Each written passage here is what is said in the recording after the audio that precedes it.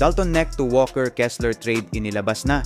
Pero bago yan, kahapon nga sa pagkatalo ng Los Angeles Lakers laban sa Phoenix Suns sa kanilang unang preseason game, marami agad ang nagmaliit sa team ng Lakers. Ayon sa ilang fans at basketball analysts, tila wala raw pinagbago ang laro ng Lakers kumpara noong nakaraang season. Inulan ng batikos hindi lang ang team kundi pati na rin si Coach J.J. Redick. Marami ang nagsabi na palpak pa rin ang mga in-game adjustments niya at parang wala siyang kontrol sa galaw ng koponan sa court. Hindi rin pinalampas ng kontrobersyal na analyst na si Stephen A. Smith ang pagkakataon upang punahin ang Lakers. Ayon sa kanya, kahit pa raw maglaro sina LeBron James at Luka Doncic, pareho pa rin daw ang magiging resulta ng laro kung hindi magbabago ang sistema ng team. Dagdag pa niya, hindi raw tamang desisyon ang pagkuha sa dating Blazers at Phoenix Suns center na si DeAndre Ayton na nagtala lamang ng 1 punto sa loob ng 18 minuto ng kanyang paglalaro. Para kay Smith, walang maitutulong si Ayton sa opensa at mas makabubuting naghanap na lang ang Lakers ng ibang big man na mas agresibo sa scoring. Gayunpaman, nilinaw ni Ayton na ang focus niya sa nasabing laro ay depensa at hindi pa raw ito ang kanyang buong potensyal. Ayon sa kanya, mas magiging epektibo siya sa opensa kapag nakalaro na niya sina LeBron at Luka na parehong kilala bilang mga elite passers at may husay sa pick and roll plays. Naniniwala si Ayton na sa tamang tempo at sistema, makakatulong siya sa opensiba ng Lakers lalo na sa ilalim ng ring kung saan siya sanay na sanay. Sa kabila ng preseason loss, marami pa rin ang naniniwala na may pag-asa ang bagong Lakers lineup pero kailangan nila ng oras para magka-chemistry at mahasa ang kanilang sistema. Samantala, dito naman tayo kay Dalton Knecht. Maliban kay DeAndre Ayton, isa rin sa mga naging underwhelming ang performance para sa Lakers ay ang kanilang sophomore player na si Dalton Knecht. Sa kanilang naging laban kahapon kontra sa Phoenix Suns, tila nawalan ng kumpiyansa sa laro si Knecht matapos makapagtala ng 6 na puntos at 6 na rebounds. Sa kabila ng maraming minuto sa court, hindi niya naipakita ang inaasahang galing, lalo na sa opensa. Si Knecht ay nagtala ng 2 out of 10 shooting sa field, 1 out of 7 mula sa 3-point area at 1 of 2 at the free throw line. Sa kabuuan, kapansin-pansin ang kanyang malamig na shooting at kakulangan sa consistency. Ang ganitong klaseng performance ay hindi bago dahil halos katulad ito ng ipinakita niya noong nakaraang Summer League sa Las Vegas kung saan hindi rin naging maganda ang kanyang overall showing. Dahil dito, marami sa mga tagahanga ng Lakers at maging ang ilang sports analysts ang nagsasabing panahon na upang i-trade si Knecht habang may natitira pa siyang trade value. Sa kasalukuyang estado ng kanyang laro, tila hindi pa niya naaabot ang expectations bilang isang solid contributor sa rotation ng koponan.